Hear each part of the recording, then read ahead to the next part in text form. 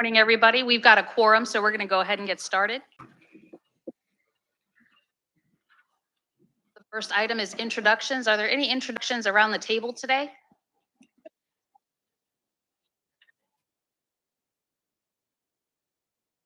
We're in the audience that we want to make? Madam Chair, I do want to make a quick introduction. Erin Belt, she's from VDOT Central Office Environmental Division. She's going to be on the agenda later today presenting on the NEVI program. So just wanted to welcome her to the group. Thank you.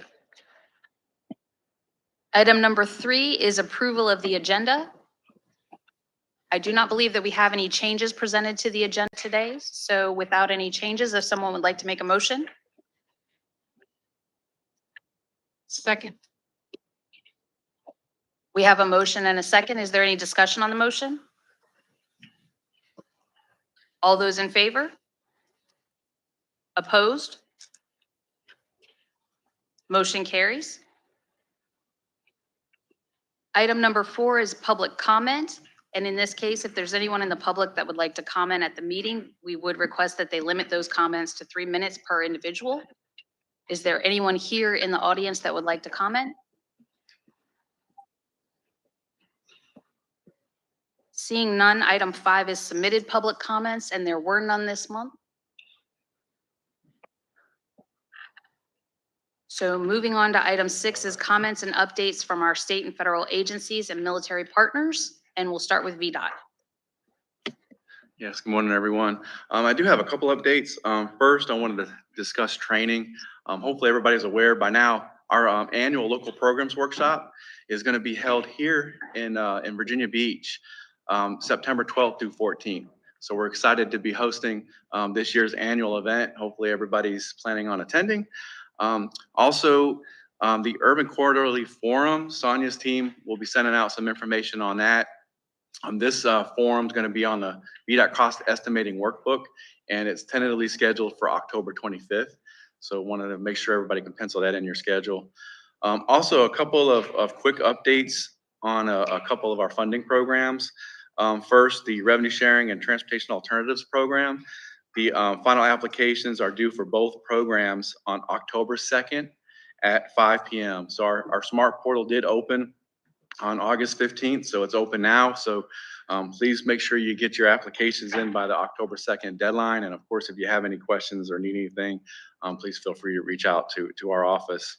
Also, the Virginia Highway Safety Improvement Program, HCIP, applications are due on October 31st at 5 p.m. for that program. And the smart portal is also opened. It opened on August 1st for that. So encourage everybody to get applications in for that. And if anybody needs any assistance or help with their applications, please feel free to reach out to us and or our central office traffic engineering division. They're actually helping with some technical assistance for these applications. I know we've had several localities reach out to them directly recently. So we encourage you all to do that. That's all the updates I had at this time. Thank you, Todd. Next, we have DRPT. Not seeing anybody. Federal Highways today. Also not seeing anybody. The Port. Good morning, no report. This is going very quickly. The Navy. Right. Moving on to item 7 is our consent agenda as presented in the agenda package. And this is a request for action.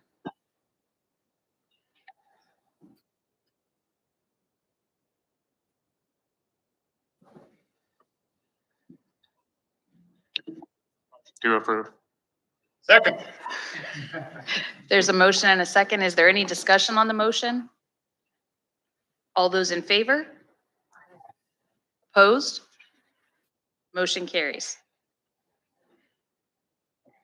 Item number 8 is the passenger rail service report. If you wouldn't mind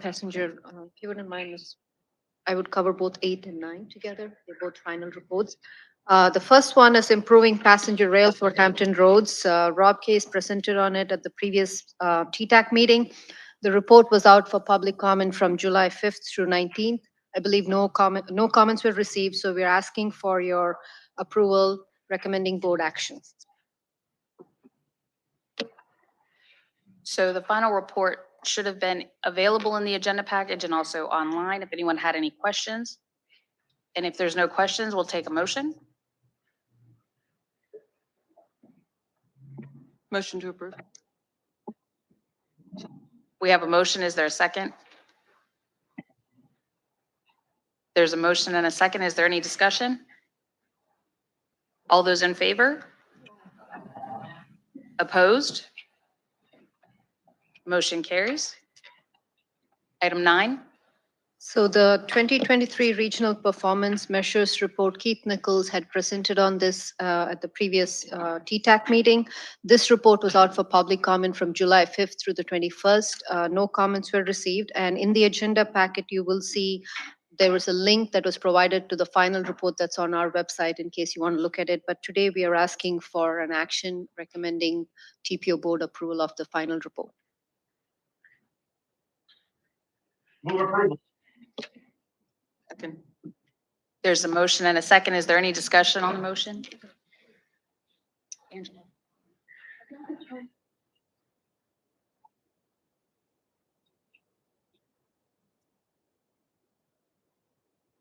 Or just speak really loud.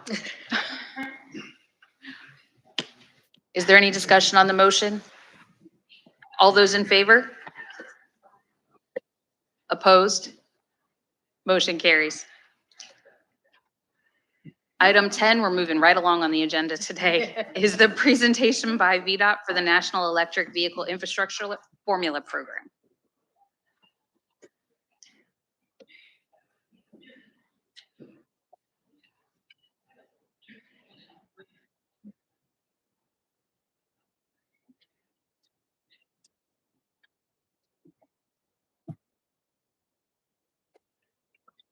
Good morning, everyone. Thanks for having me here today. For those that you that don't know me, my name is Erin Belt. I work for VDOT in the central office location in the environmental division. I actually work in the Office of Transportation Sustainability that was created in April of 2022. And part of this program, or part of this office, we manage multiple programs from the bipartisan infrastructure law. So if you've heard of the PROTECT program, Maria Mu took in our office. She's our resilience program manager. She's managing that program. And I'm managing both the carbon reduction program for VDOT, as well as the National Electric Vehicle Infrastructure Formula Program. And that's what I'm here to talk about today. So we'll talk about the NEVI Formula Program overall, what that means for Virginia's deployment plan, how that is tied intimately with the alternative fuel corridors in the states, the current request for applications that we have out on advertisement right now, the proxy that we have with the charging and fueling infrastructure discretionary grants, how localities, regions, MPOs, TPOs can get involved, and then some resources for you to review later. So the Infrastructure and Investment Jobs Act, which is also known as the Bipartisan Infrastructure Law, I think we all know was signed into law in November of 2021. In particular, providing significant funding for transportation projects. If you are interested in reading the very detailed guidebook, you can visit the whitehouse.gov website for Building a Better America and download that, or search online if you choose. So the National Electric Vehicle Infrastructure Overview. This is DOT Federal Highways NEVI Formula Program. This is the program that allocated funding to states on a formula basis, requiring states to agree to create deployment plans in the effort to fund and strategically deploy electric vehicle charging stations for a national network. So this formula funding is available for up to 80% of eligible project costs, and some of those include the installation of DC, FC, EV charging stations. Those are the level 3 fast chargers, operation and maintenance over a 5-year period of those charging stations, as well as long-term data sharing, which is a requirement of the program. So I apologize if this is difficult to see, but I wanted to provide an overview of the timeline. So the initial guidance for this program came out in February of 2022. However, by August 1st of 2022, all states, including DC and Puerto Rico, were required to submit an initial deployment plan to federal highways. The deployment plans were approved by September of 2022. And then in 2022 and 2023, those funds became available once the plans were approved. However, the final standards and requirements were not published in the Federal Register until February of 2023. So for the first year of this program, states were operating based on guidance only from federal highways without confirmation of what their programs must include in order to deploy these charging stations. The program guidance was issued in March officially, and then this year we had updated guidance on June 2nd and the 21st, and then by August 1st again, we had to submit our year 2 deployment plan. So until year 2, we did not know what those final standards and requirements were. And if you keep up with this news, you'll see that there are only about 10 states that have issued procurements to deploy these funds, even though at this time, all states, DC and Puerto Rico, have funds for fiscal year 22 and 23 available. Once those submitted deployment plans for year 2 are approved, fiscal year 24 will become available. So in some cases, states will have 3 full federal years of funding available, but have not submitted procurement for public application. So right now, VDOT is the lead agency for the formula program under guidance of the Secretary of Transportation. We had, like I mentioned, our initial deployment plan approved on the in 2022 in September. Virginia's allocated roughly $106 million over 5 years to build out Virginia's alternative fuel corridors. But the one benefit of this program, unlike the carbon reduction program, is that there's currently no deadline in which to expend those funds. So while we have fiscal 22 and 23, we don't have a 5-year cap in order to allocate those funds. So we're able to take our time in a way to make sure that we do it right and get it right the first time. So for 22 and 23, we've got 36 million of that 106 available. We currently have a competitive process to award this funding available. It was issued on July 21st, and just last week we extended the application deadline to October 6th. We had a significant number of comments from the public, as well as from interested companies that want to submit applications for this grant. We are issuing this as a grant and not as traditional procurement under the Virginia Public Procurement Act. And so it took about 3 weeks to catalog those questions, coordinate the responses, get them approved by the AG's office and leadership. And so we've extended our deadline by 3 weeks to match that. So in general, the program is looking to mirror that of the federal program. So the goals are to close charging gaps, to maintain reliability and connectivity. Part of the requirements of this program is that stations must maintain a 97% or greater reliability and uptime rate for user experience, and then ensure equitable access. So how are these stations being deployed across the Commonwealth to serve the community that needs them, but to also to benefit those communities that may not necessarily use them directly, but benefit from the better air quality and environmental enhancement that lack of burning of fossil fuels creates. So although we have generally broken down our planning phases into 2 parts, phase 1 and phase 2, over that 5-year of federal allocation, we have touched each of these in some way. The goal, however, is to get to the build out alternative fuel corridors piece. That is the goal of us issuing this grant to get folks to apply to and receive this funding and build these stations. Building out the alternative fuel corridors that are designated federally will allow us to take those additional NEVI dollars that we've received from federal highways, from USDOT, and go off the alternative fuel corridors. So when folks ask me, Erin, why can't you come to 264? Why aren't you going to 58 and putting in this station? Those are not currently alternative fuel corridors. We'll talk about those in a moment. However, the quicker we can build out the federally designated alternative fuel corridors, the faster we can get to communities and where communities want these stations located.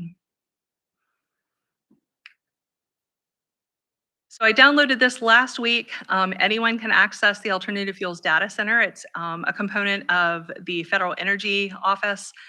You can look at all of the publicly available charging ports across all charging speeds. So charging ports, the port is actually the actual piece on the charging tower where you pull the charging plug or connector and plug to your car. So this is not the number of stations, it's the number of ports.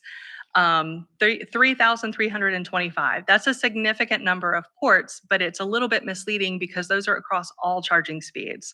So it could be level 1, which takes many hours to charge a vehicle up to 80%, even longer to 100%. What this program is specifically focused on is not the level 1, which takes the longest, and most times you'll see those at homes. Level 2s, you'll see those at hotels and in some restaurants. But that publicly accessible level 3 is what the NEVI formula program is focused on. In general, you can charge a car between 20 and 30 minutes up to at least 80% to get you on your way either home or to your next charging destination. So right now, Virginia has 244 stations equipped with DCFC chargers, but we've estimated that only 18 of those stations are currently NEVI compliant. And what that means is to be NEVI compliant at this time, they're located no more than 1 drive mile from an alternative fuel corridor exit. It means that there are at least 4 ports at each of the charging stations and that they have a power rating of at least 150 kilowatts. So how that ties into alternative fuel corridors, I've mentioned them several times. In round 6, which happened in 2022, Virginia nominated the remainder of the interstate highways that had not yet been designated by federal highways.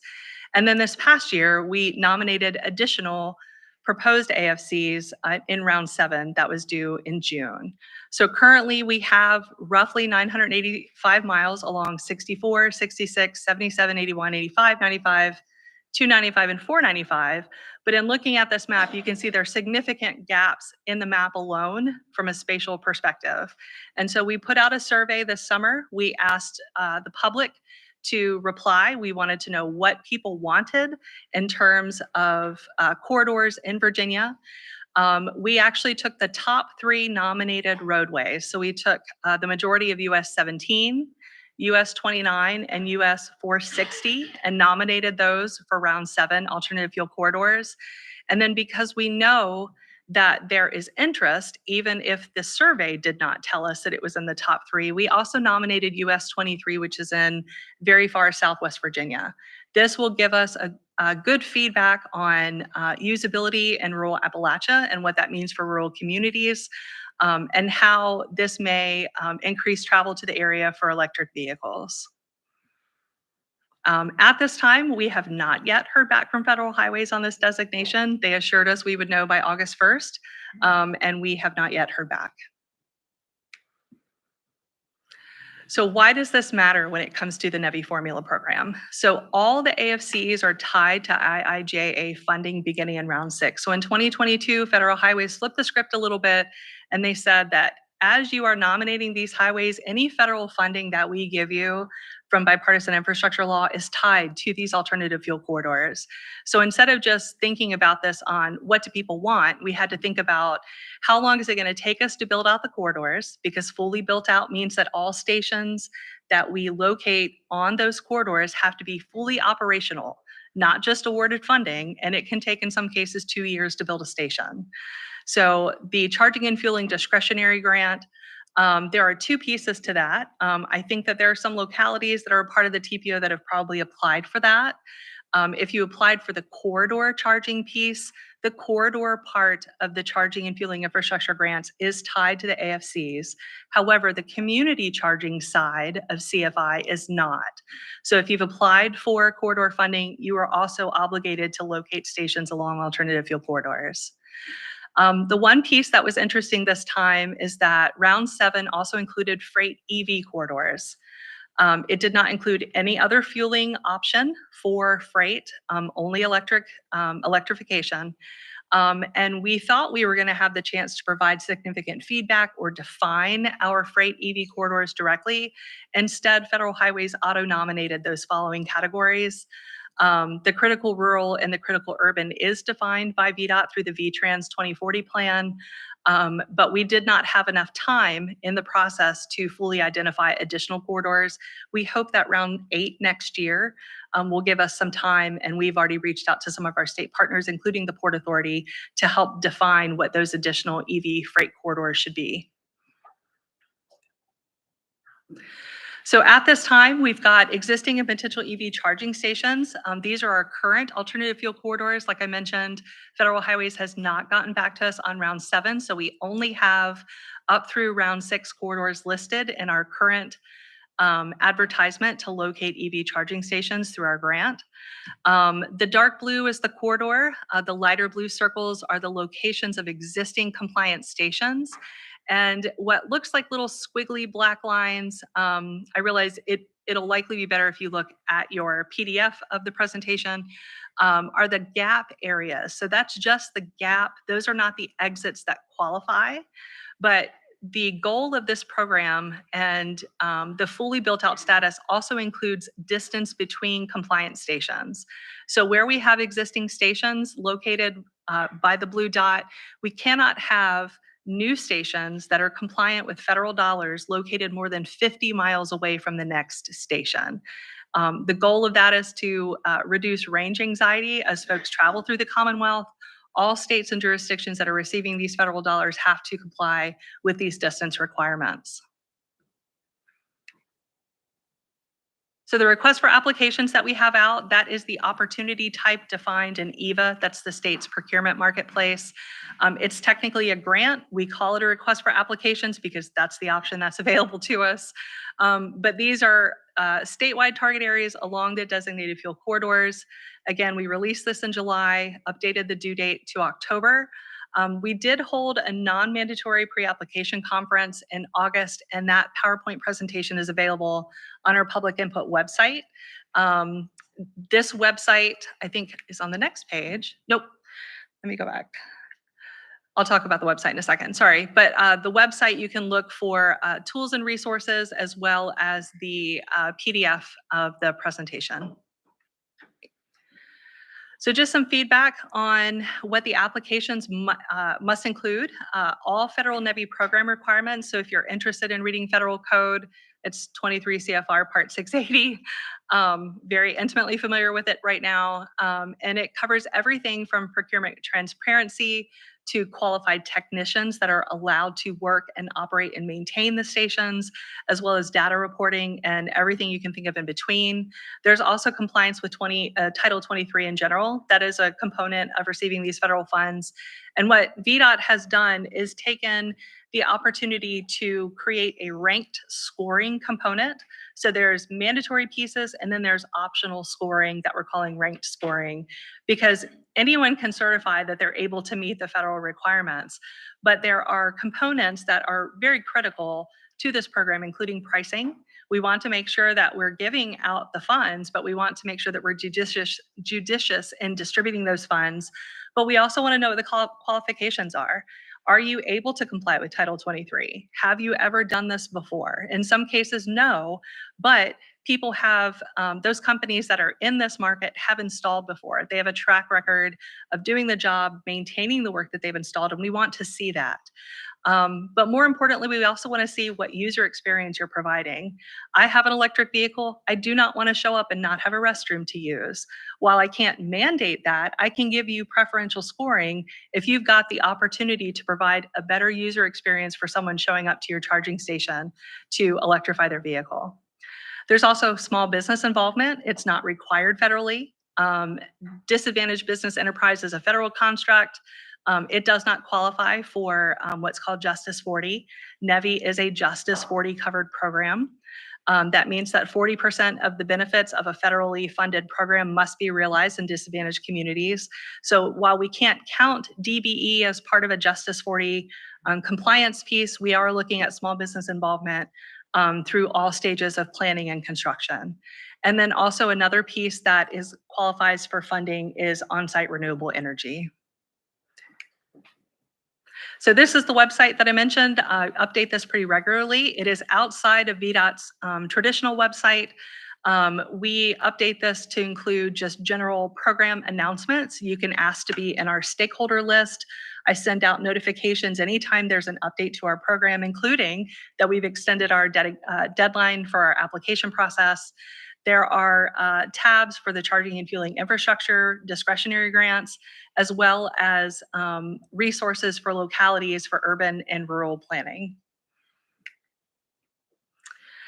So the charging and fueling discretionary grants I wanted to cover primarily because it is also a 5-year program. And if you did not apply this past year, it doesn't mean that you have missed the boat.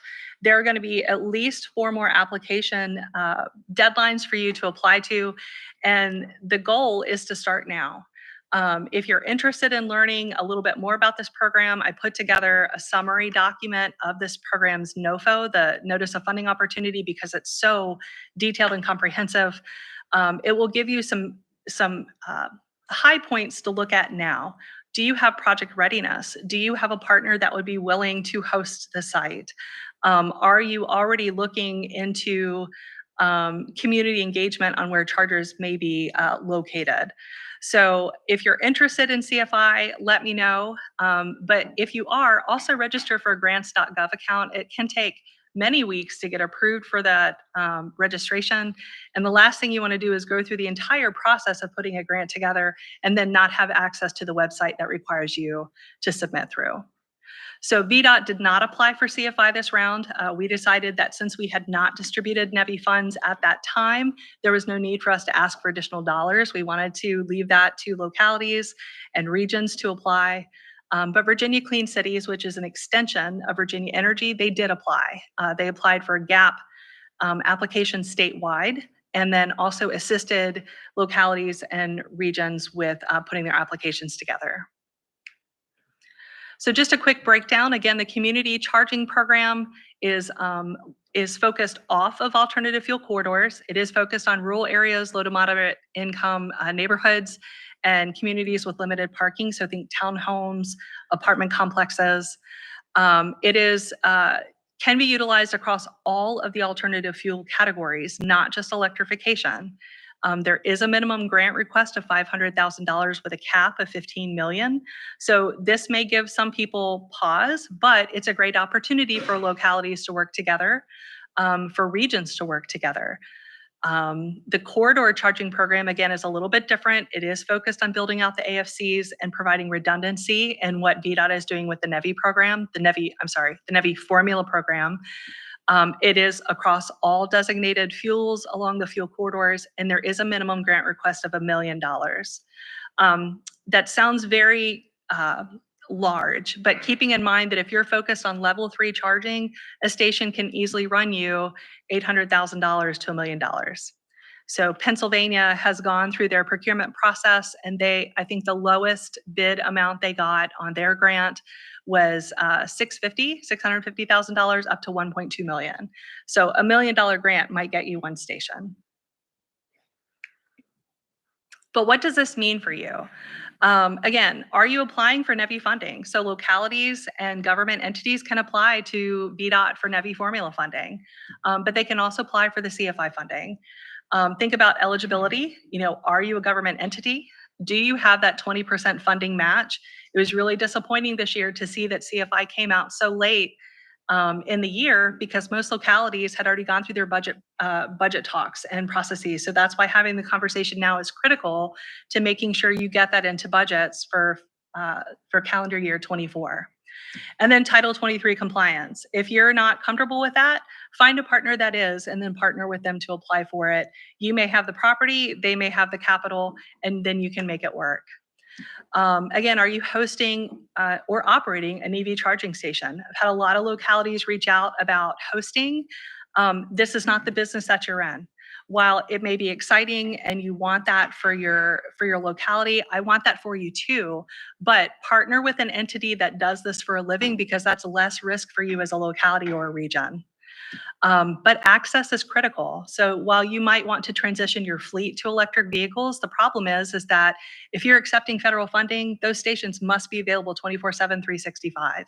So if you are accepting those federal funds, they come with a lot of strings attached, and you can't have that charging station only available for your fleet on public property. It has to be available for the public at large. And then the last part that I think is probably much more critical for you is developing an EV charging plan for your region or your locality. What approach should you take? Is it an all or nothing? Do you want feedback from your community? Do you want them to be just strategically located at commercial locations? There's no one there's no one right answer, and I don't think there's a wrong answer. But public input is critical. VDOT has leaned on this significantly. Even if we've only gotten 100 responses, those are still 100 people that we wouldn't have heard from otherwise through a survey. And then the last piece that I think all of us are dealing with is cultural acceptance. What does this mean? Is it taking something away? Is it adding to? There is a shift in cultural acceptance with electrification. Atlas EV Hub put out their most recent quarterly report. And in Q2 of 2023, Virginia's share of electrified vehicles in auto sales was 10%. 1 out of every 10 vehicles sold was an electric vehicle in Q2 of this year. That's astronomical. So wanted to focus on this again. So this is a planning process. It is an iterative planning process through this deployment process. And while VDOT is focused on stakeholder engagement in our annual plan updates, our goal is to get the federal funding out the door. We want to know what you think, where you think these things should go, how we can be involved, and then keep doing that until it's done. So while it's a 5-year program, because we don't have a deadline to spend, it's going to be more than 5 years to get this done. And your feedback is critical. As the transportation professionals for this region, it's going to be critical for us to engage with you, for us to know where to put these stations, including asking for public input. So here's some resources. The NEVI guidance, FAQs, and also links to get to the federal code are on FHWA's website. You can also find those through our public input website. If you're interested in procurement, there's the Commonwealth's Marketplace, EVA, and then also you can contact me at any time at our NEVI email address or aaron.belt@vdot.virginia.gov. Thank you. Thank you, Aaron. Did anyone have any questions to report? Robert? Thank you. I've got a couple of questions. I'm kind of curious, where are we as far as trying to figure out what the national standard for these stations going to look like? I know there's still several different types of charging ports available, not just on the level of charge, but actually the port that fits the vehicle. Where are we as far as, has the government given any real consideration yet as to who's going to win? Are we waiting for the battle of the Titans like we did with the video recorders? How's this going to play out? That's a really good question. So right now there's kind of a battle of the Titans when it comes to the actual plug itself, the connector that goes into the car. So where Tesla was very bold and called their connector the National American Charging Standard, it's not a standard. It's Tesla's charger. So at this time, the Society of American Engineers are fast tracking the evaluation of that through their laboratories. It will likely be called the J3400 plug. And proprietary plugs can be covered by NEVI funds. So this is critical for the folks that want Tesla to come in and win these awards, because the plugs are really the key right now. The charging ports and the towers, physical structures that you see, those standards are set by the NEVI standards and requirements and the federal rulemaking. But there's a lot of questions about the plug because every automaker wants their own plug. Every automaker in general works with a specific company like Electrify America or EVgo or Blink or Flow and try to create incentives at the dealership for people to buy those vehicles. So if you go buy a Ford, they may tell you, great, now you get 3 years of charging through Electrify America. But if you can only use Electrify America, that's a problem because they may not be NEVI compliant. You may have to sit for a very long time. And everybody that drives a Ford is going to be in queue to get to the exact same charging stations. So the goal is to create non-proprietary charging nationwide based on the minimum standard. So everyone has to meet that 150 power rating. There are voltage and amperage components that also go in with that, but I don't have those memorized. One of the keys is that each of the ports have to be able to charge simultaneously. So if you plug in right next to me and the power split, it doesn't reduce yours less than 150. Both of us will be able to have that same power rating and be able to charge in a similar fashion. Second question, what is the timeliness on this? So if we were to apply for money now, Mhm. is this like within the next budget year? Is this 2 years out? Is this 4 years out? When is this money gonna actually flow? So for the charging and fueling infrastructure funding, that grant closed on June 13th. Originally, it was May 31st. They extended it by 2 weeks. They have still not made award announcements, but you had to guarantee that you had the fiscal capacity to meet that 20% non-federal match. So it can't be another federal program that you're pulling funding from and allocating to meet that non-federal match. So if your grant request was $1 million, then you needed to have that 20% ready to go, even though it's taking Federal Highways and the Joint Office of Energy and Transportation a significant amount of time to get through these applications. In terms of the NEVI formula funding, which is the program that VDOT is managing directly and administering funding for, we are looking to close the application process in October, early October. We are taking about 10 weeks to get through the review, making conditional notification of awards in January, and then go to the Commonwealth Transportation Board in January and February to get approval. But all of these projects have to be updated in TIPs and STIPs. So that process of actually giving funding won't take place until after that STIP and TIP amendment. However, the funding, the conditional notification of award will come in January of 2024. That's our intention. Madam Chair, if I might, one more. So our city was one of the fortunate ones that got awarded one of these early grants dealing with transit. Okay. And I'm pretty sure reading the award letter in there was no stipulation in it that said our transit charging stations had to be out in the public, available to anybody to use. Is that something new, or is that specific to automobiles, or how is that working? So if it is not related to the NEVI program, so the NEVI program covers NEVI formula and the charging and fueling infrastructure grants, the corridor and the community, all three of those. So those are specific to those grants related to alternative fuel corridors. If you had transit grants, either to electrify your transit fleet or your school bus fleet, there are components of that that aren't going to be available for the public. So if it's not a stipulation as part of the funds that you received, was it through DRPT? Through Smart Scale, okay. If you're receiving that directly through Smart Scale, it's not NEVI related. And so you're not going to be hindered by those NEVI standards and requirements related to public accessibility and probably some of the standards and requirements for the actual structures and ports themselves. But if you're charging transit buses, you're probably charging at a higher power rating than what light duty vehicles would use. You're welcome. Hey, Aaron, thank you for the presentation. I did want to just continue to advocate for Virginia Beach, specifically for I-264 and the alternative fuel corridor. And again, I know you're just the messenger, so I'm not directing it at you, but we're still a little dumbfounded that I-264 is not considered part of that alternative fuel corridor. We've had conversations with VDOT, and they've been transparent about that being a spur versus, a portion on that corridor. So for us, it's again, it's a little dumbfounding. We're a little dumbfounded because, it's a section that serves 450,000 plus residents in the beach, and also millions of visitors to the city a year. And so we just want to continue to advocate for that. When we see that 17 and 460 and 29 are being put in there, I realize that's probably part of the network that we're trying to create, but 264 should be part of that. And for us, we can't really go after these grants and these applications until we get that designation. And so we really would like to see that so we can go after some of these. I would too. So Hampton Roads has been my home for a long time. I live just outside of Hampton Roads, so I was quite surprised that 58, 13, and 264 did not show up anywhere in the top 3 of our survey. And we made the decision going into the survey that we weren't going to change our minds.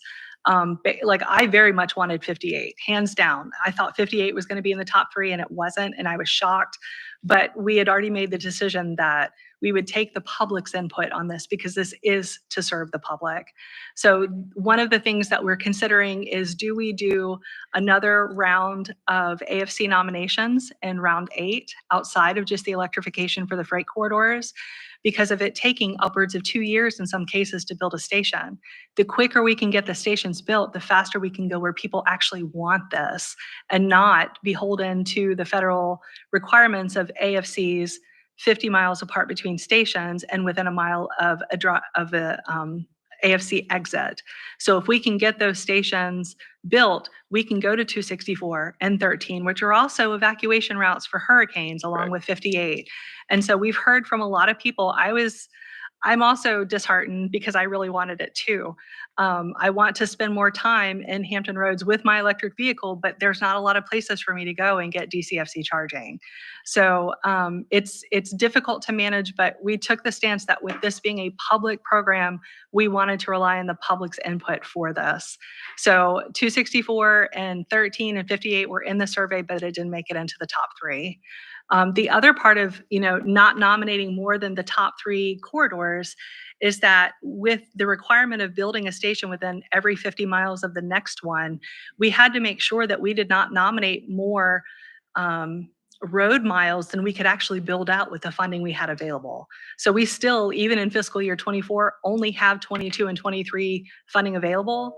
And if federal highways certifies that those additional 4 corridors are nominated, we have barely enough money to cover the number of stations that we need to build out those 4 additional corridors with the 36 million that we have. So we're trying to make sure that we don't nominate and have to build 100 stations right now because we only have $106 million. So in your opinion though, so if you're going to nominate those other corridors, does that mean there's going to be a hierarchy of how that has to be, how the stations have to be constructed? Meaning that would 264 have to fall in line behind that, or could we nominate no, that? not necessarily. Okay. So we're looking at a site-by-site basis. Each of those gap areas, we're only looking at 1 station in the gap area. So there might be 10 exits in a gap. We're not doing 10 stations. We're only doing 1 station in that area. We're letting folks come to us and say, hey, we've got a viable site. We've got phase 3 power. Dominion has already been out and done a utility study for us. And here's our fiscal capability to provide that non-federal 20% match. And so there we have a station. That's great. We close that target area, and then the next site we're evaluating. But if someone builds a station faster, we're not going to tell someone you can't build your station because this was the first one we awarded and they're still not done. So it's a site by site independent of the next one that we're looking at. Okay. All right. Thanks. You're welcome. Appreciate it. Were there, yes, go ahead. So I apologize if you talked about this. Are you envisioning that all of these stations are going to be new? Sorry. Are you envisioning that this would involve entirely new stations as opposed to partnering with like existing gas stations? And if so, with the different plugs, like how many charging stations are you envisioning at each station? So the charging station as a whole encompasses all the ports. So there's a minimum of 4 ports that's required. Each port can have 2 connectors or plugs. Connector and plug is the same thing. So they have to have at least 1 permanently attached cable with a permanently attached plug. So there's a minimum of 4 ports and 4 plugs at an entire station. But Tesla's models, they come in and they don't put anything less than 8 for their new stations. We would only, and I shouldn't have used that because that's a bad example. They don't have the 150 power rating, so they're having to change their infrastructure to make that match.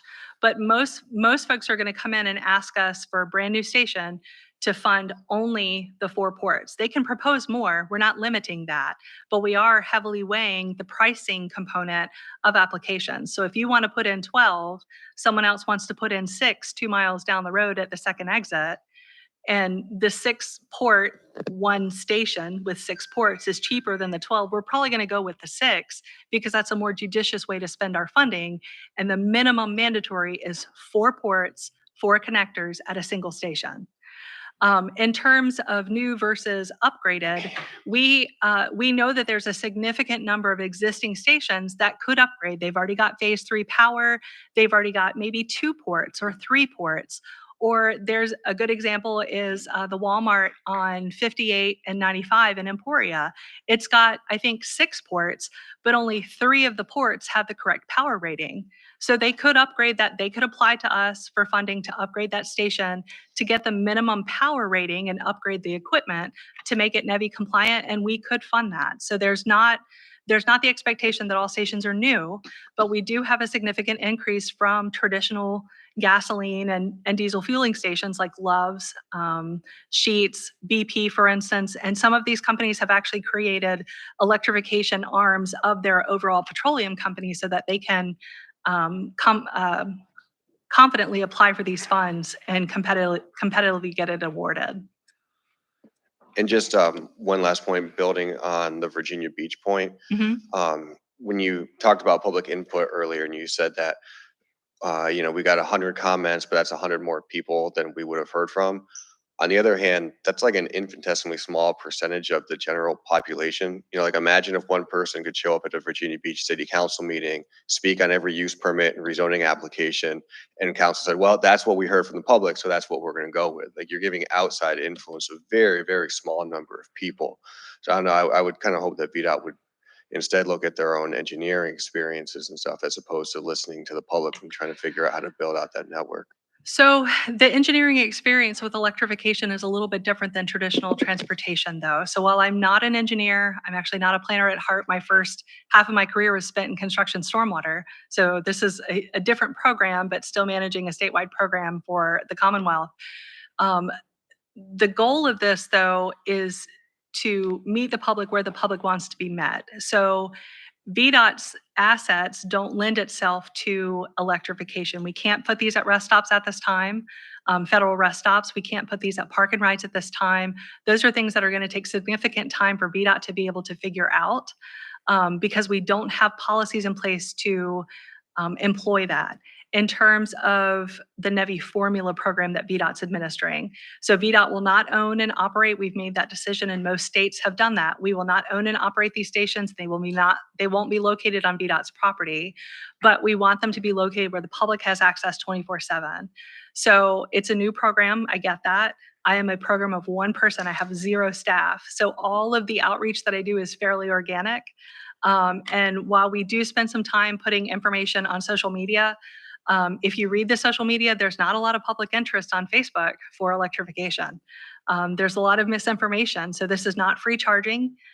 We are not giving free charging to people. It's a federal subsidy to build the station. Folks still have to pay for the electrification of their vehicle when they stop. So it's going to take some time. So for a new program, for us to have a survey that's gotten, I think our first survey had 2,000 responses. We were over the moon for that. But in terms of like a recent survey where we asked for public input on how people felt about charging, we only had like 100 responses.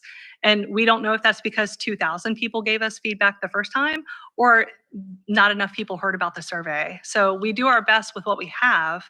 I know that's not a good enough answer. I know that we need to do more, and we're aware of that. But for a new program, I think that we're doing a pretty good job getting the word out there just organically, even if we've not been able to do a round robin around the state to go to every MPO to talk about this program yet.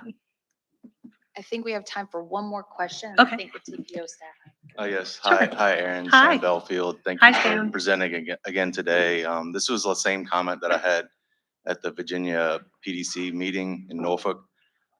It's along the same discussion that we've already had about Route 58 and the alternative fuel corridors.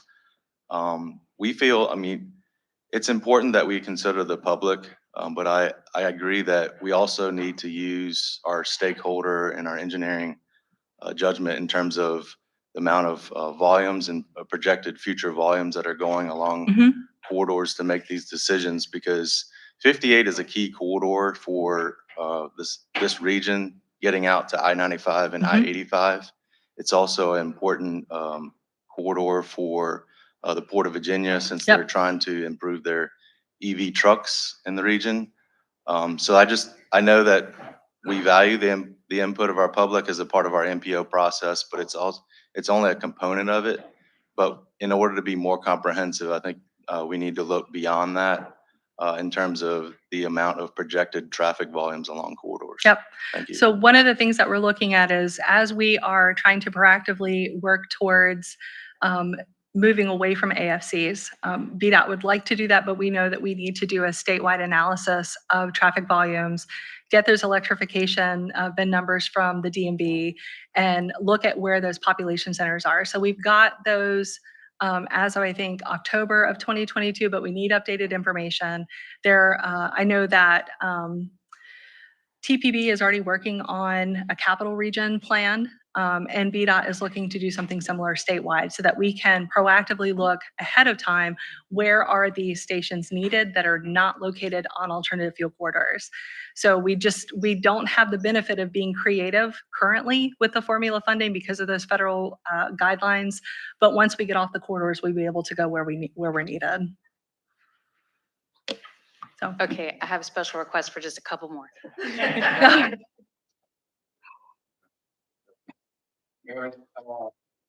Round 7 and round 8. Round of what?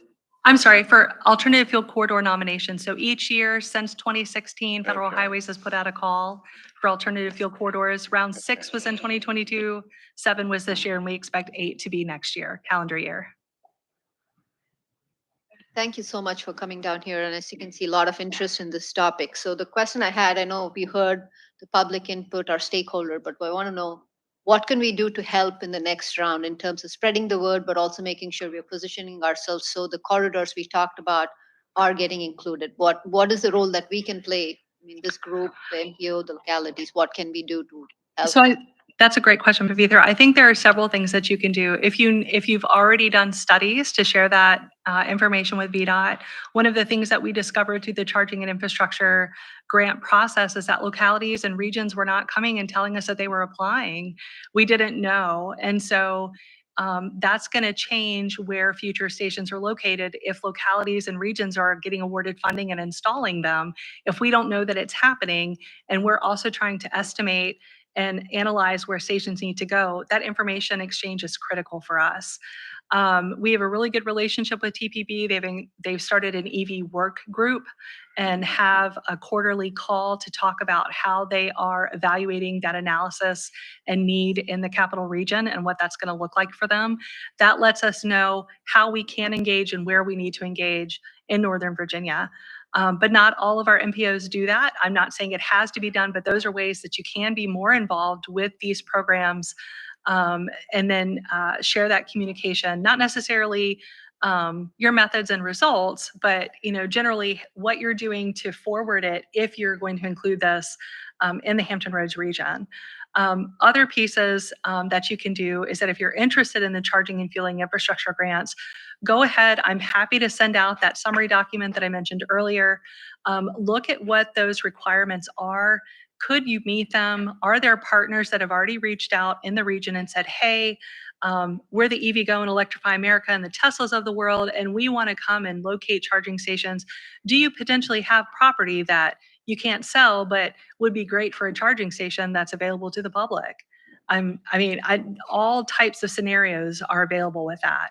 And so those are opportunities where, as a region, to have the discussion, what makes sense, because tourism is huge. I mean, all of you know that it's huge for Hampton Roads, but also the evacuation routes are critical. Free surveys for the public. That's another one that, folks, they don't know who I am. They may not necessarily want to hear from me, or if they do know me, they know my name from construction stormwater, and they definitely don't want to talk to me. And so, the goal is to get that feedback from the public. Where do you want these stations? But if you've got traffic analysis, if you've got public input on a more granular level than what VDOT can get from our survey process and engagement process, it's going to be critical for you, but also very beneficial for VDOT. Thank you, Erin. We You're welcome. appreciate the presentation. You're And I welcome. think we all realize that this has become a real funding priority. So I think we're all trying to get our arms around it as well. One thing I would mention too, especially for some of our rural localities that might not have dealt with it yet, is the grants.gov website or the sam.gov website is It can be challenging if you haven't used it recently. It can also be challenging if you've used it, but you've had a staff change, for example, and your primary contact has left and you have to make a change to that and you have to do it by hard copy and uploading hard documents and faxing things. Who knew people even do that anymore? So I would encourage anybody to Yes. start that process or get help with that process. And if you need help, you can probably ask somebody that's already done it. It can Yep. be a headache. Thank you all. Item number 11, Keith is going to report on the draft for the annual roadway performance report.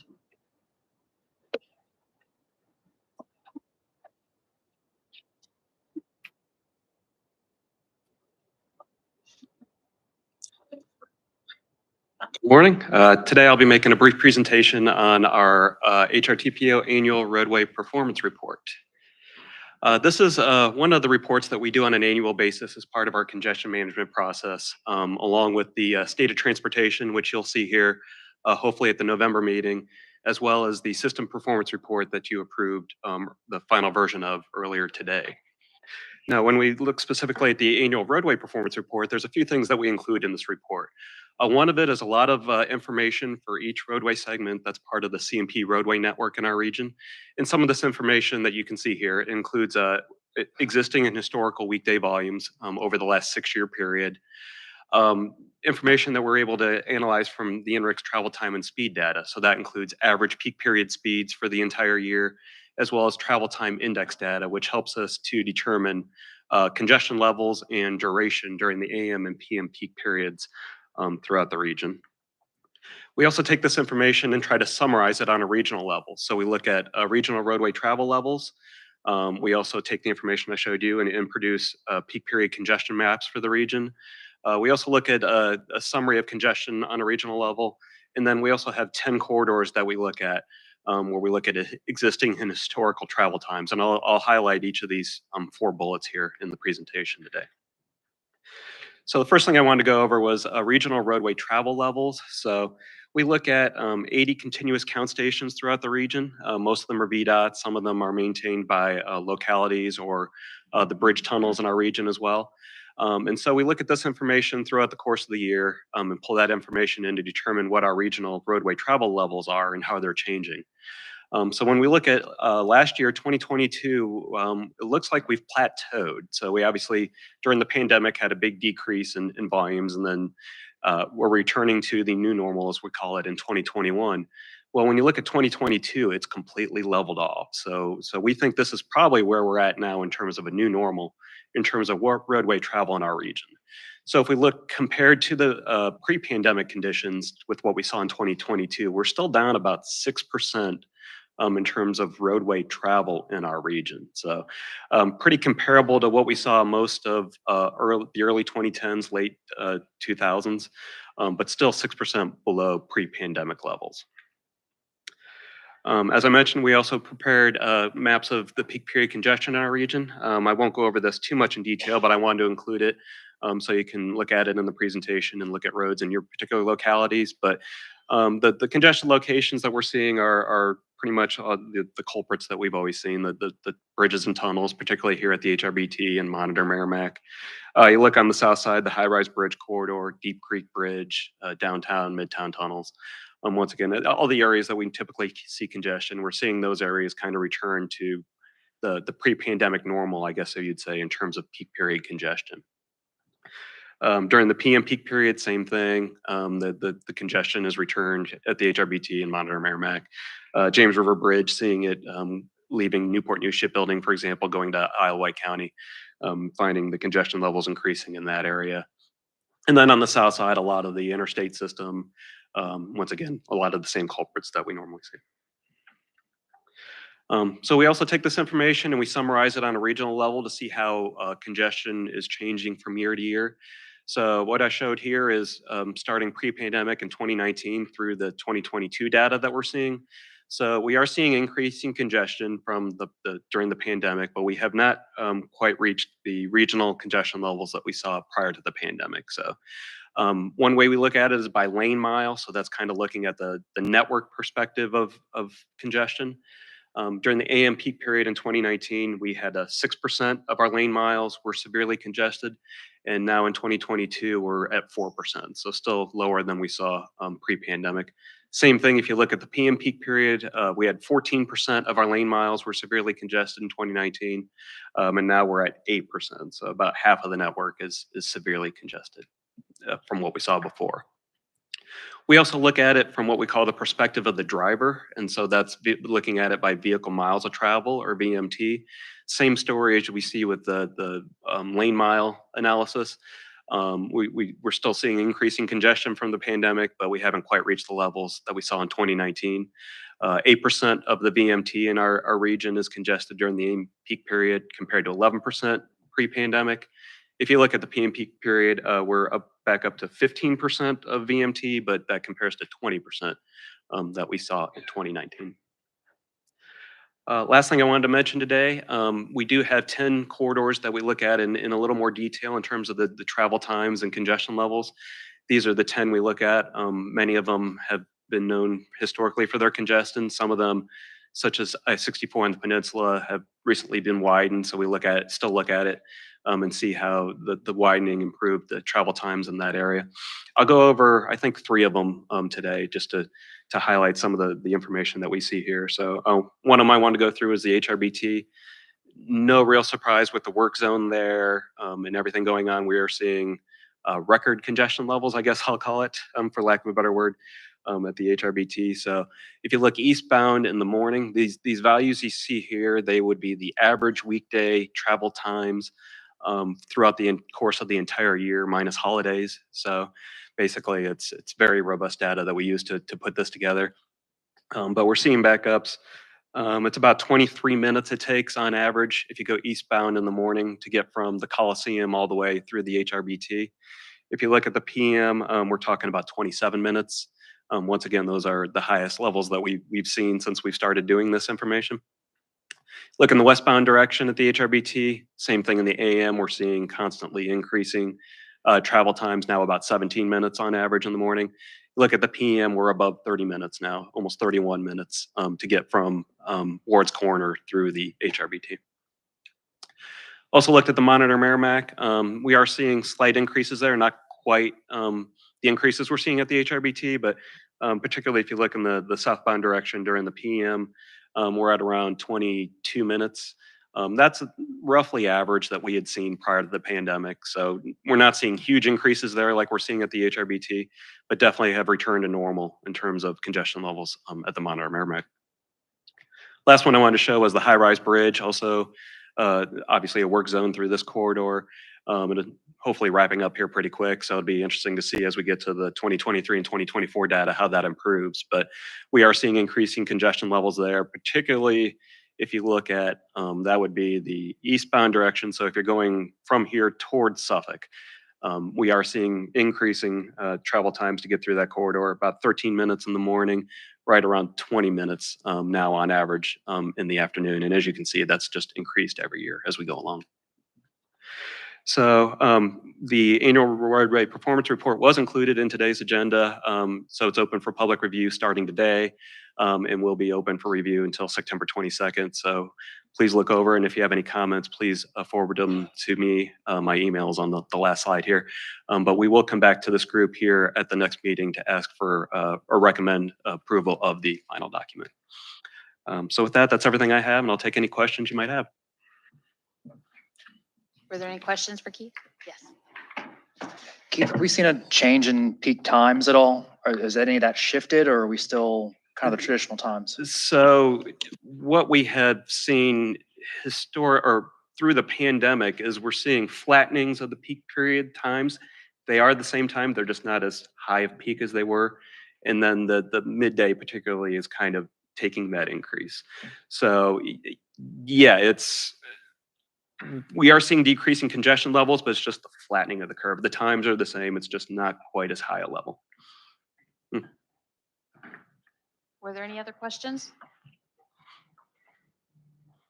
Keith, one question.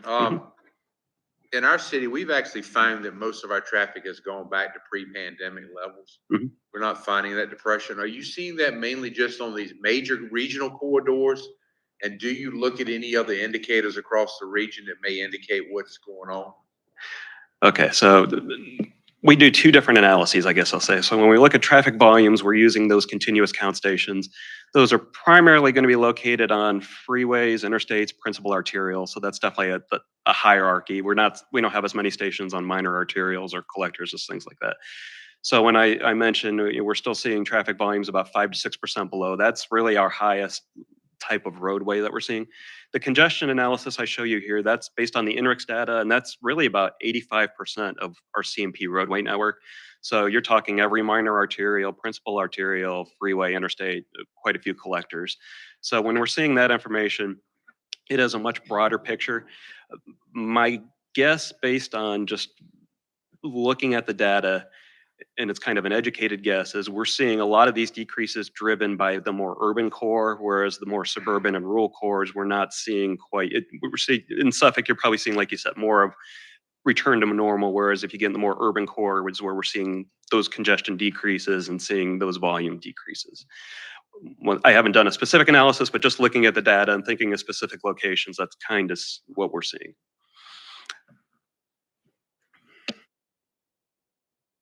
And Keith, I'd just add that, like you said, volumes and congestion aren't necessarily the same thing. So Right. volumes could be back, whereas congestion could still be lower Sure, depending on time of day, obviously, right? if it's spread, like you said. Mhm. And one other caveat in our region is with so many work zones going on now, you can have lower volumes but higher congestion. So I mean, that's 50 different variables that we're all chasing at the same time to figure out what's going on.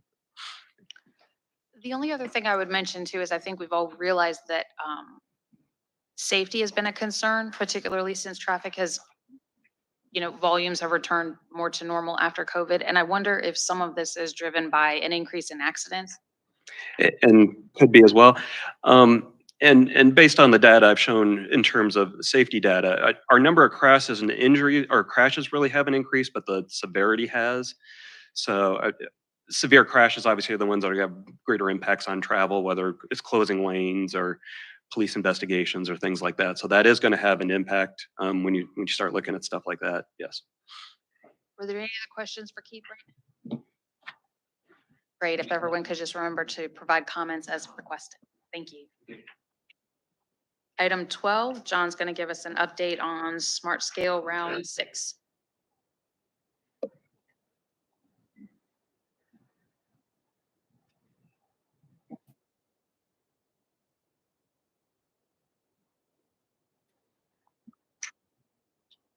He does it all. He presents, gotta get back there, run the slides and everything.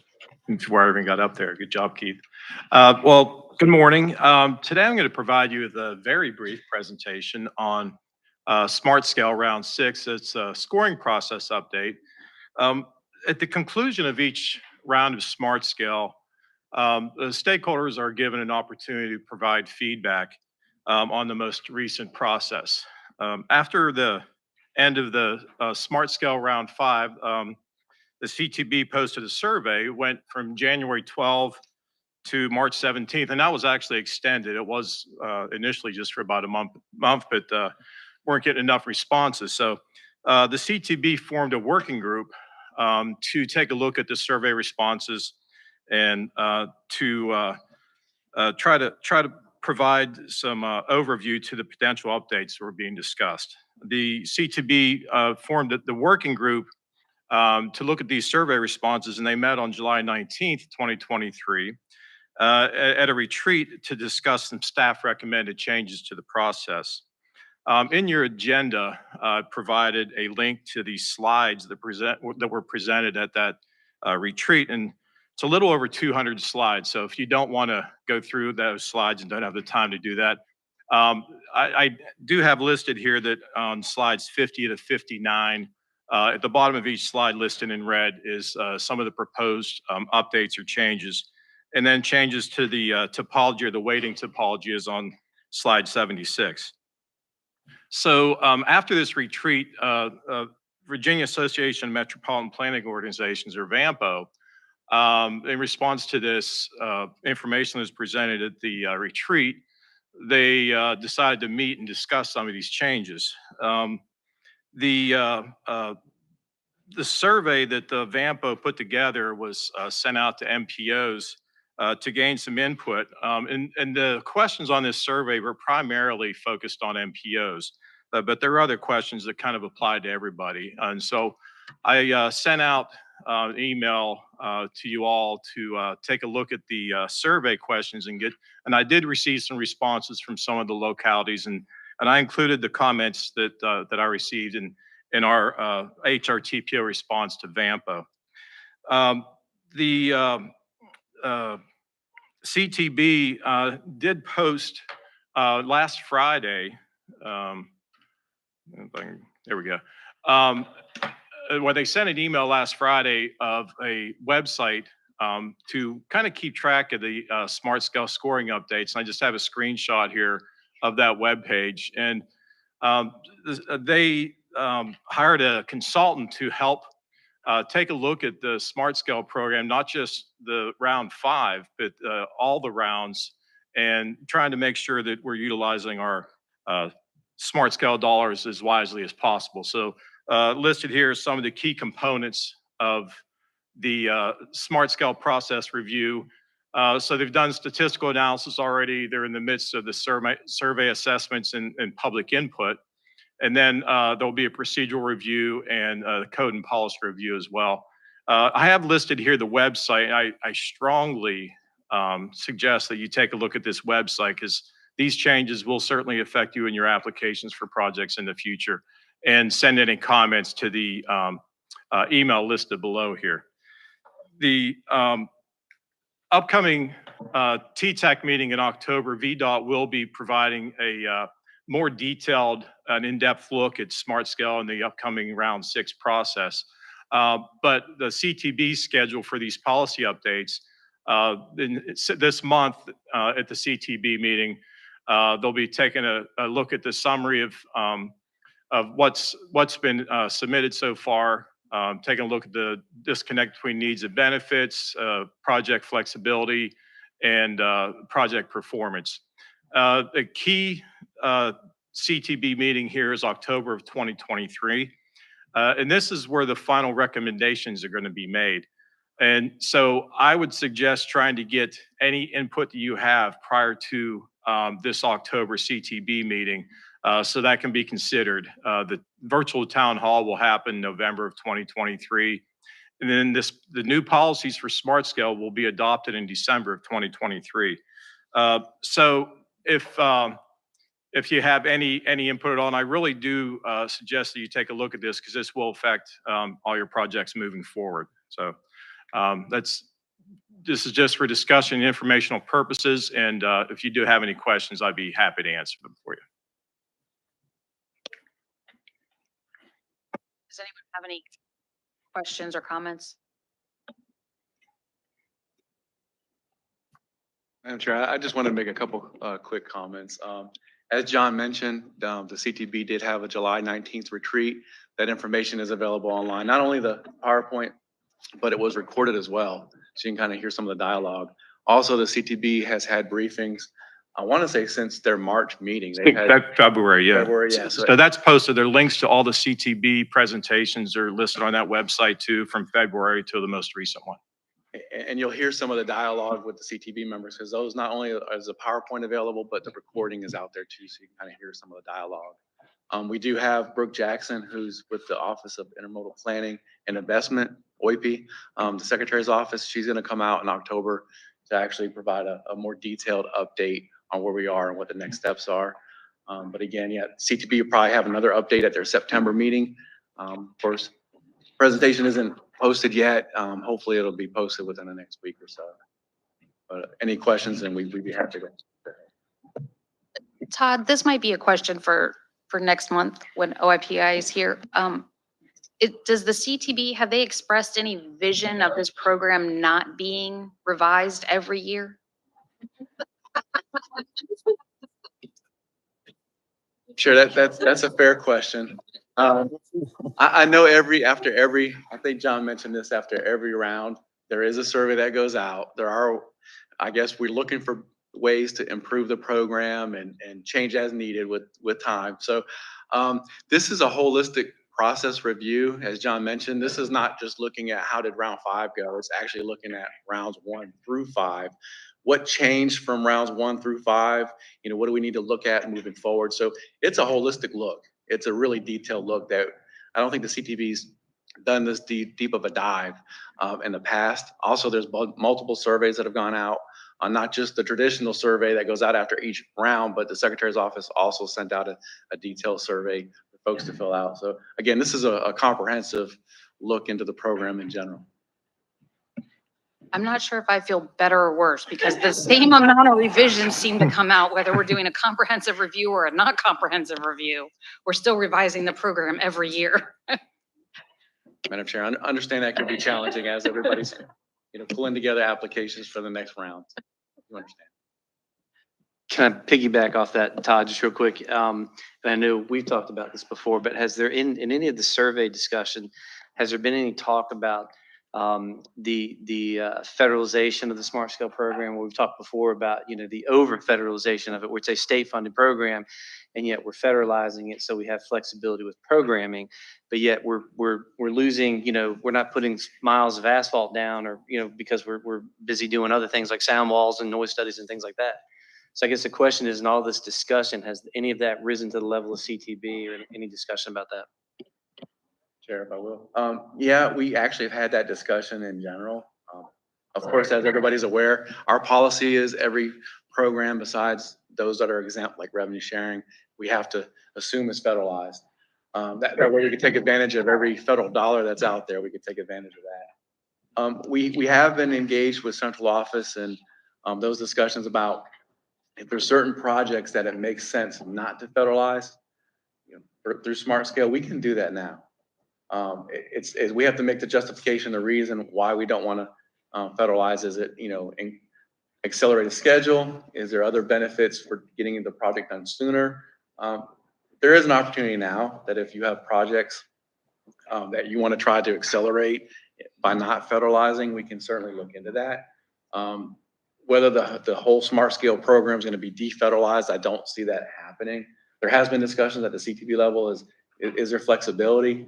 But we've been, told now that if you have projects that you want to try to not federalize, please let us know. And if there's projects where you want to accelerate funding, like if the funding is not available till beginning FY26 and you want to move that forward, we can look at that on a case-by-case basis as well. So I don't see a holistic, defederalization. I will say, State of Good Repair paving is a good example where that's been federal the last several years. We did get an exception for the federal process this round, and it was really to try to get as many roads paved as quickly as possible. So we do look at it from a program level, but if you have a specific project that you want to defederalize, let us know. We have to make a justification. I can't guarantee it, but we can certainly look at that. Thank you, Todd. Were there any other questions or comments? So I'm going to kind of piggyback on some comments made. I made the mistake, I think it was, of actually sitting down and engaging in this whole process. Listening to the CTB, looking at slides, trying to be, I invested many hours into that. And at the end of the day, I'm not sure I'm just as confused after I started as when I started the process. So I do feel for the CTB board members, because again, they're eating a whale, not an elephant, they're eating a whale. So I would suggest that as you have opportunity to interact with those CTB board members, share with them your thoughts. They're interested in hearing what we think. And again, they're getting fed from a fire hose. So it is a lot of stuff for them to digest.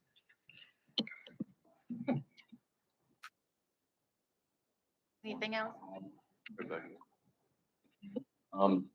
So this is a comment about the strategic highway network, the StrawNet.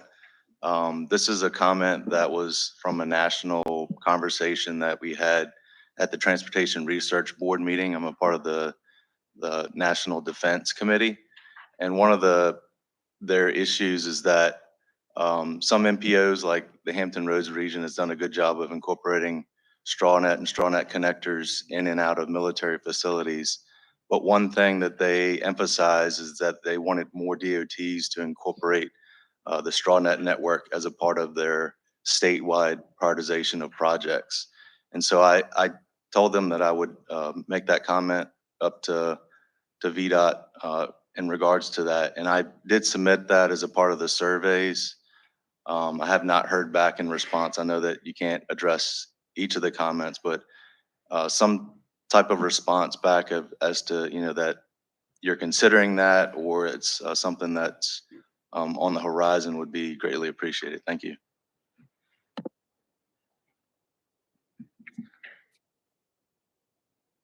Madam Chair, we'll take that back to OIP to see if they've considered that. Also, Brooke may be able to answer that specifically next month. Okay. There were no other questions. We'll look at the rest of the agenda here. There's the 3-month tentative schedule that's in your paperwork. If you want to take a look at that, please note that the December meeting is noted on there is usually canceled, so we'll tackle that when we get a little bit closer. Yes. So on the agenda is the air project update. I was just curious, this was an update by VDOT or by the HRTPO, because I know that I believe that's the same thing.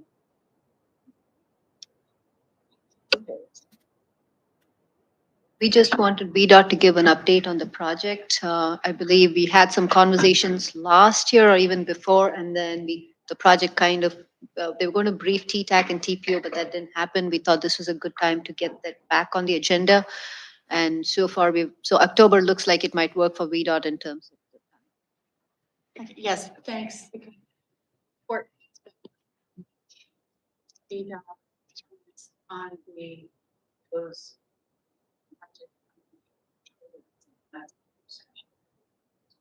Thank you. Thank you. And then under item 14, for your information, we're going to go over a couple items called to your attention. Yeah, so the first item is the LRTP subcommittee minutes, but the item B, I just wanted to acknowledge Quan here. He had presented to TTAC earlier on the draft Title VI LEP update. The document was out for public comment and review. That wrapped up September 3rd. We will be back in October asking for your approval for board action. I'm just letting you know because we always had a Title VI LEP plan. Quan, since he started in February, he's now developed a plan that works for both the PDC and the TPO. So just letting you know, if you have any questions, of course, ask Quan. But we will be back in October to asking for action. I just wanted to highlight that before the next month's meeting. Thank you. And moving on to item 15, announcements. I'm also going to turn that over to. So I believe there's an HRTO meeting. Keith, 7:05. Yeah, it's at 11:30 this morning, and it'll be in the 757 room. And then next week, next Friday, September 15th is the TPS meeting. John, did you have anything to add on that? Just briefly on the TPS meeting, we will be considering the carbon reduction program, getting that application process kicked off. The working group has met a couple times already, and we'll be providing some recommendations to that group next week. Also, we will be allocating CMAQ and RSTP funds for fiscal year 30. And these are basically just the penciled in numbers that we had previously. I'll have that as part of the agenda, which will go out on Friday. And I do have an additional announcement, more of a reminder, and this is for the TA set aside or the TAP program. I haven't received a lot of the letters of request. We have 2. And you need a letter of request or resolution of support, letter of support or resolution of support for your project. I know that the due date for the application is October 2nd, I believe. But you will be able to submit your letter of support from the TPO board, and they'll weigh in on that at the October meeting. So you have until next Friday, September 15th, to submit those to, you can send them to myself and or Kathleen. And found out yesterday in the meeting with Todd that we had quite a bit more money to allocate than I was aware that we had. We're looking at, for the TPO for 2 years, for the Hampton Roads region, a little over $13 million for the 2 years, which is quite a bit more than we typically have. And that doesn't include the 1.3 million per year that the CTB member has to allocate along with any at-large members. So quite the windfall. This is from the IIJA uptick. So if you don't have your letters already, I've asked for a list of all the pre-applications, and so I'll be tracking y'all down, making sure you get those requests into us prior to next Friday. So thank you.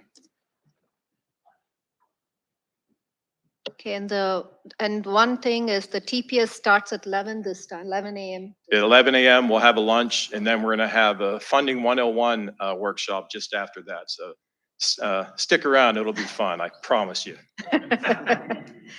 And then our next meeting for TTAC is going to be on October 4th. So that is the announcements that we have, but. Sure. And then old or new business? We do have, some of you knew about this, some of you might not. Dimitri Rector, our IT manager, you would have seen him in this room quite a bit. Unfortunately, the last few weeks have been tough for us. He passed away on August 25th. So just been a tough few weeks. I just wanted to acknowledge him because he was so instrumental in the last 18 months. And I always look at the clicker and remember that because he was instrumental in us getting the clicker, because I forgot to tell Erin this, you could actually click on it and zoom in and out of the slides. He was really awesome. He helped us through a lot of IT stuff. I just wanted, if you're all willing, if you could please take a moment of silence, if you're willing to, keep him in your thoughts and prayers, and his family as well. Thank you.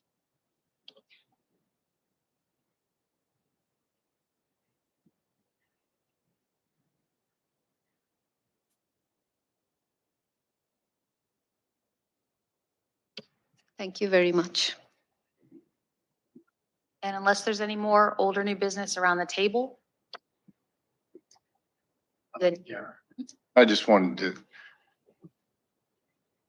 to say something about Dimitri. I don't know that I can get through it. But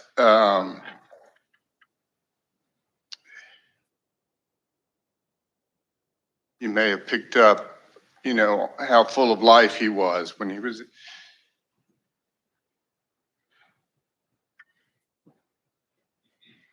in this room. But one thing you may not have picked up, and I didn't until he was gone, was that he was a pivot point in 4 ways that I can think of: between young and old, between black and white, between Jew and Gentile and Christian, and between the US and the Ukraine. And so I'm not sure what to take from that other than we just really gonna miss him.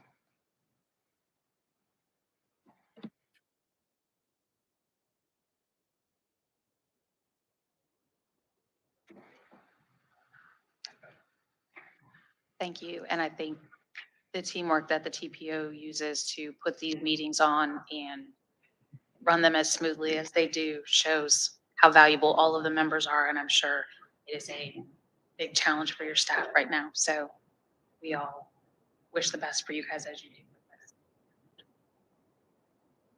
Is there any other business before we close the meeting? Meeting adjourned.